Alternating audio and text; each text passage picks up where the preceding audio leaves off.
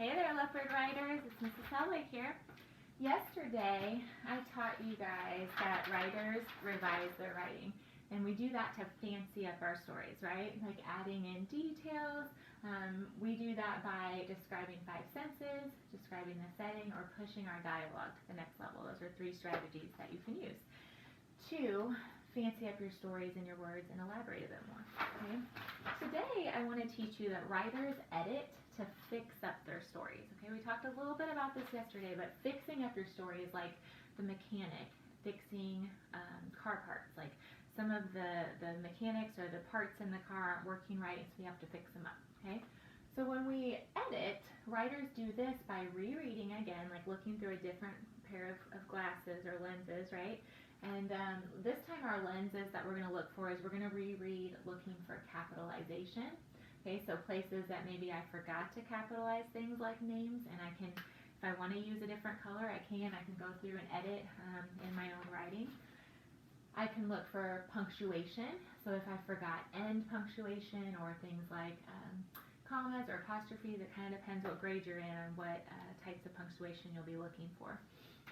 And then spelling, okay? Do your very best, but use the strategies that you know that help you, like stretchy snake or other strategies you've learned to really stretch out that word and listen to the sounds that you hear, okay?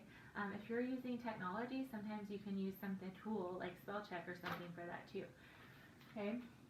And then each of you, we're going to send you, your teachers and I are going to send each of you a checklist that can be really helpful in editing and revision processes.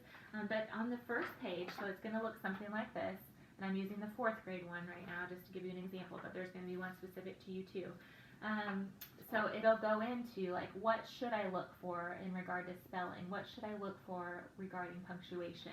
And you'll see right here there's a column that says not yet, starting to, or yes. So when you first think about these things, you'll be like, did I do that yet? Most of us are going to be a not yet, right?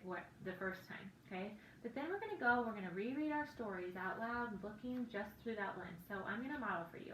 So for 4th graders spelling, it says I used what I know about word families and spelling rules to help me spell and edit. So for example, if I know that ing is ing, then all of those words, clapping, sitting, making, loving, are all going to end in an ing, okay? And then I can use, in your classroom, it would be a word wall or like anchor charts that are around you, dictionaries to help me if needed. So you can use an online dictionary. There's tools like that that are really helpful and easily accessible to you right now. Or you can look around words in your house and see if you can find that word and how to spell it in addition to using what you know about word families. Okay, so I'm going to look right now. I'm going to be reading, and I'm going to look for anywhere that maybe my spelling was a little bit off. It says news of the virus, this COVID-19 disease that causes continued to circulate on the news. We have prepared for e-learning just in case before leaving the day before spring break. Okay, and what I notice is leaving, I had a e in there. And you don't ever put an e and then an ing. Okay, that's a rule that I know. So I'm going to make sure that instead of having that e, it's going to be leaving.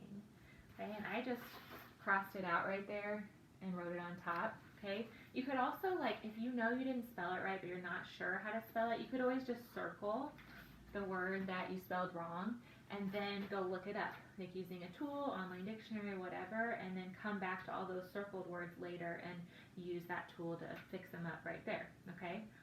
So I would continue going. I'm not going to do all that for you right now because I want to let you take time to do this in your work. So, but I will tell you, like after I read my whole story and looked for all the spelling that I could fix up, that's when then I could say maybe starting to, okay?